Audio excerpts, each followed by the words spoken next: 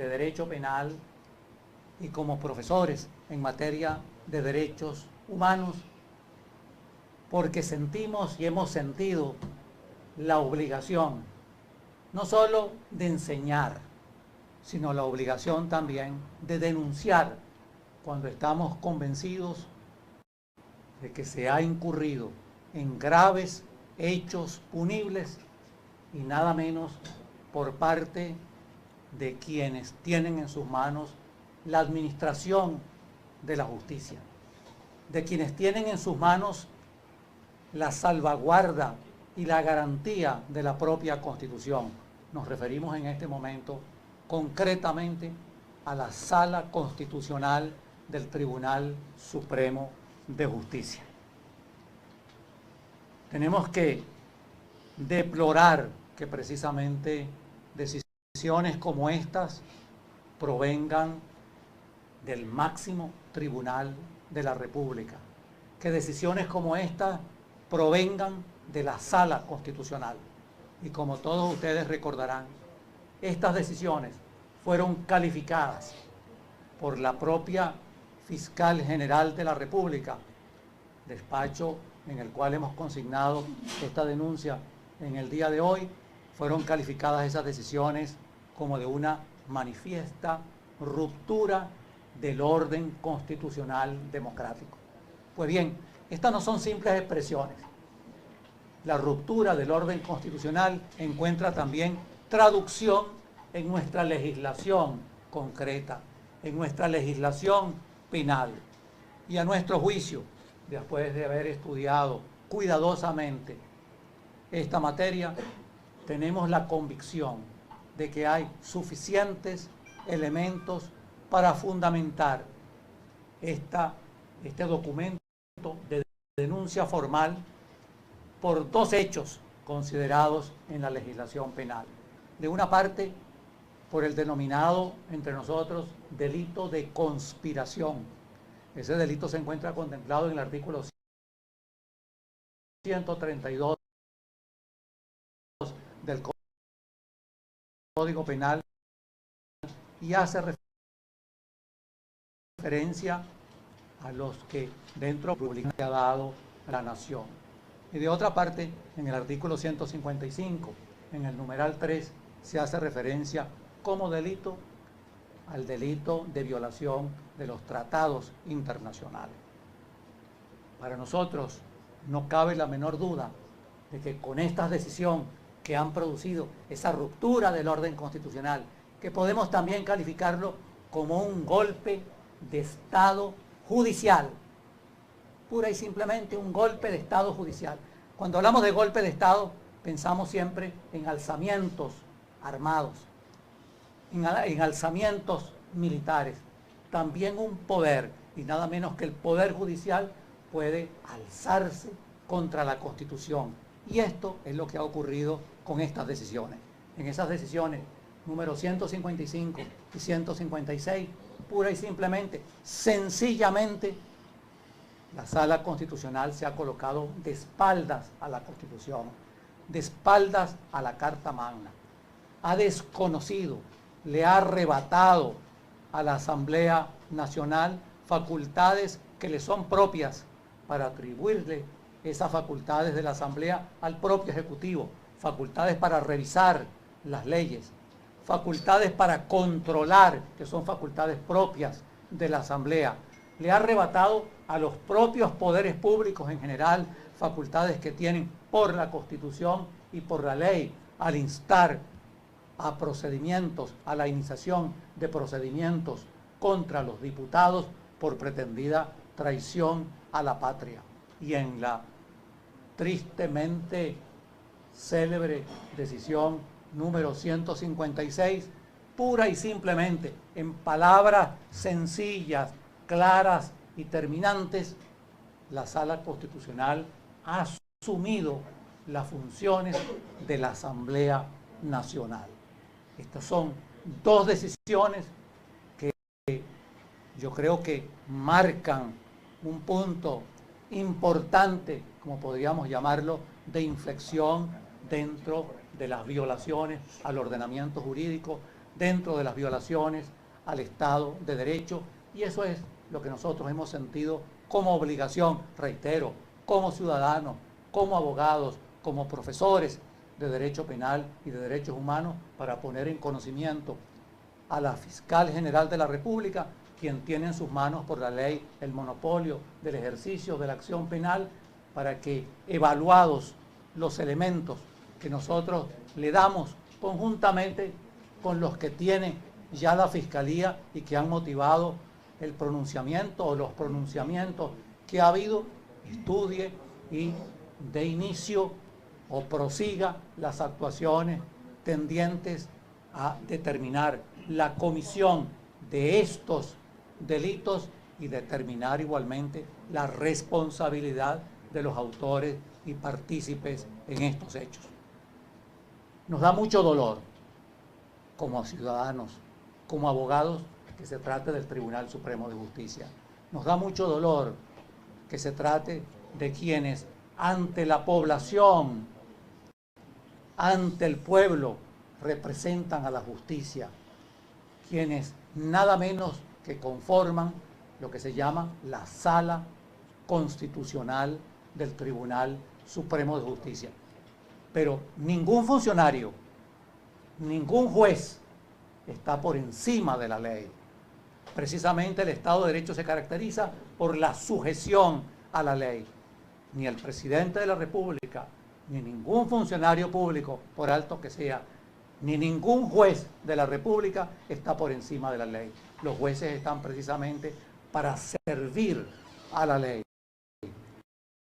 Yo creo que hay una sentencia terrible que en este momento podríamos nosotros, no son las, pero se ha dicho y se hace referencia a un libro sagrado que es desgraciada una sociedad cuyos jueces merecen ser juzgados. Nos da dolor como abogados, como ciudadanos, como profesores, que hayamos tenido motivos y elementos suficientes para propiciar, para impulsar, para instar a la Fiscal General de la República, reitero, como quien tiene el monopolio del ejercicio de la acción penal, para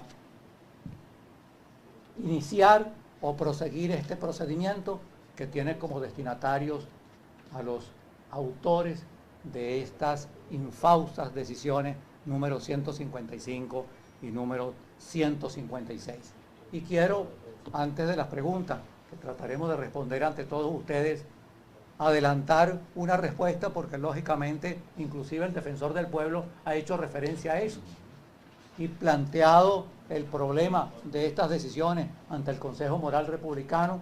El defensor del pueblo señaló que estas decisiones habían sido objeto de unas aclaratorias a las cuales hacemos referencia también en nuestro escrito. Esas aclaratorias carecen de todo valor, como lo sabe cualquier abogado, como lo sabe cualquier profesor de derecho, como es lógico para cualquier ciudadano común y corriente que realmente piense como obliga el derecho con sentido común. Es decir, una decisión, una sentencia no puede ser revocada por una aclaratoria. En todo caso, si tuviese valor esa aclaratoria, ya el hecho se consumó, y el hecho se consumó con las decisiones, al producirse, al pronunciarse esas decisiones. Son nulas porque una aclaratoria de una sentencia en derecho solo puede corregir, como lo enseñamos todos nosotros en la cátedra, errores materiales, cálculos numéricos, pero no puede en forma alguna eliminar, quitar de un lado, borrar el dispositivo de una sentencia.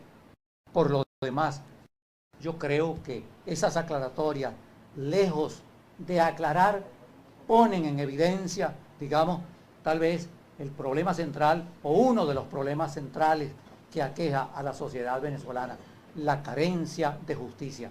Estas aclaratorias se producen después de un exhorto por parte de un órgano que tiene facultades consultivas, un órgano que tiene que ver con la seguridad de la nación, que absolutamente, o de la defensa de la nación, que nada tiene que ver con esta materia, y en todo caso, acogiendo el Tribunal Supremo, acogiendo la Sala Constitucional, esta solicitud, esta exhortación, igualmente ilegal, igualmente improcedente de este organismo, pone de manifiesto que no hay independencia del Poder Judicial y que esas aclaratorias son el producto y son la más clara manifestación, la más clara demostración de la falta de independencia del Poder Judicial que reclamamos hoy en día todos los ciudadanos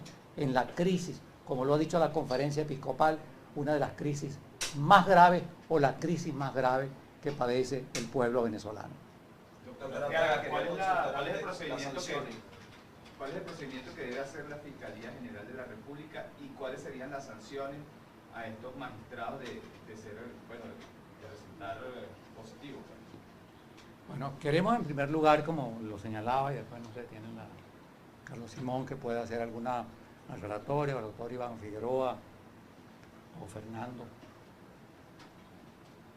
El procedimiento, la Fiscal General de la República tiene el monopolio del ejercicio de la acción penal y en este caso, tratándose de magistrados del Tribunal Supremo, el procedimiento es un procedimiento especial que se denomina del antejuicio de mérito.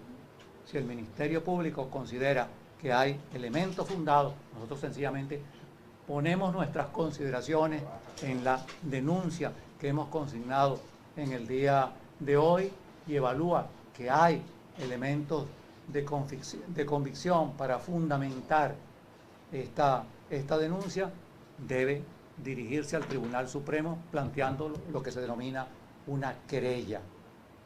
Habrá la oportunidad, planteada esa querella, si esa es la decisión del Ministerio Público, de un acto de defensa de los querellados para exponer sus razones y luego, en los lapsos establecidos en la ley, habrá un pronunciamiento o debe haber un pronunciamiento sobre los méritos o no para el enjuiciamiento de estos magistrados. Doctor, cuando no cuenten con el aval del Contralor y del Defensor, que forma parte del Consejo Moral Personal. No, perdón. El fiscal, esta es una acción que le corresponde al Ministerio Público, a la Fiscal General de la República. Aquí no entra el Consejo Moral Republicano. No sé si me explico. Evidentemente, esto es facultad, esto es competencia de la Fiscal General de la República. ¿Cuáles serían las sanciones? Bueno, de conformidad con lo que establece el Código Penal, el delito de conspiración, que nosotros hacemos referencia, tiene una pena de presidio de 8 a 16 años. Y la violación de tratados internacionales, que está contemplado en el artículo 155, numeral 3, tiene una pena de arresto de 1 a 4 años. Esas son las sanciones y esos son los tipos delictivos. Ahora, doctor, pero estas sentencias se emitieron el 30 de marzo, la fiscal se pronunció y desde ese momento para acá no ha tomado ninguna acción de forma individual. ¿Qué creen que creen que ella pueda cambiar su postura en este momento? Bueno, nosotros no lo creemos.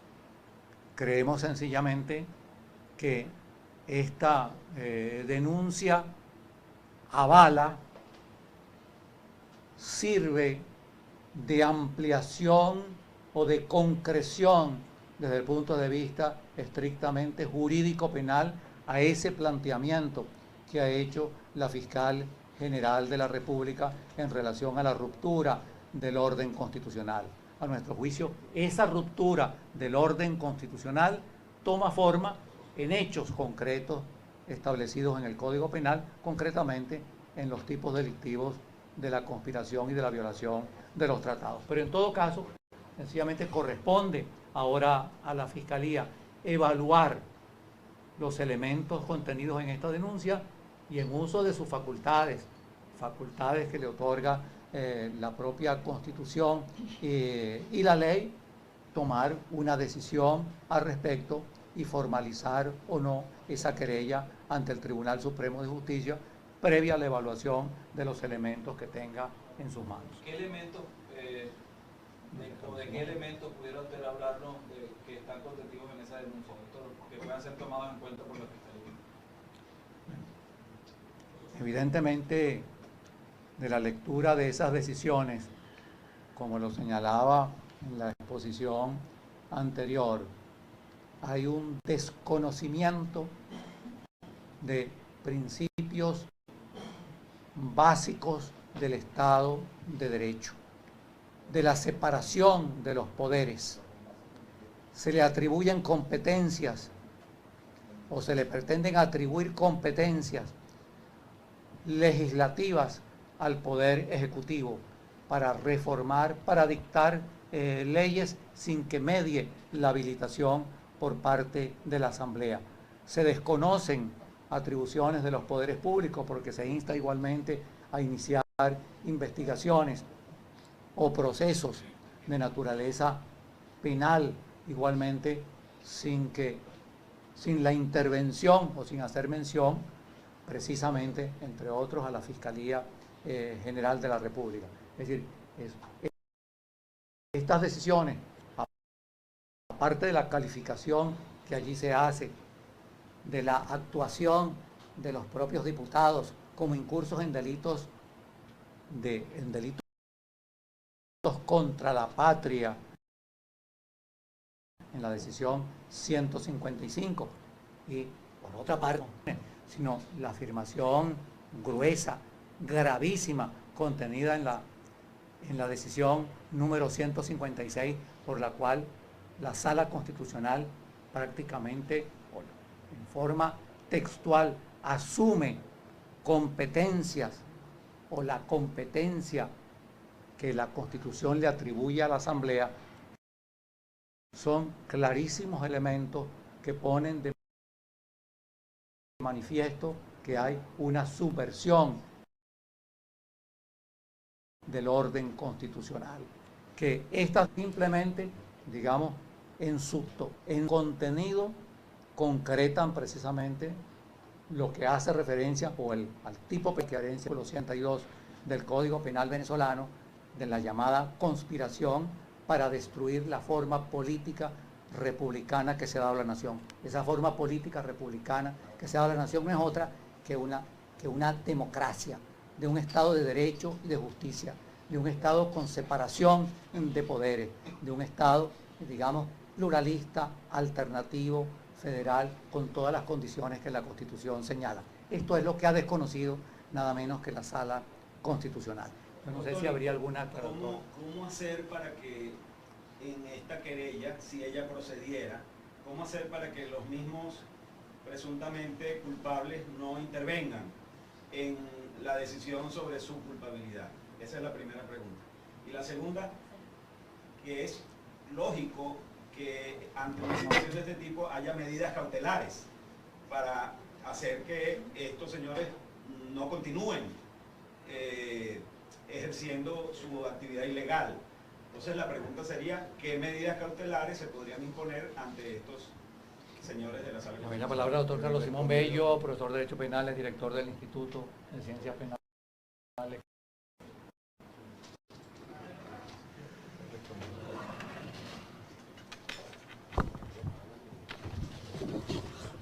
Bueno, sí, en principio a quien le corresponderá conocer eventualmente si la Fiscal General de la República ejerce una querella es a la Sala Plena.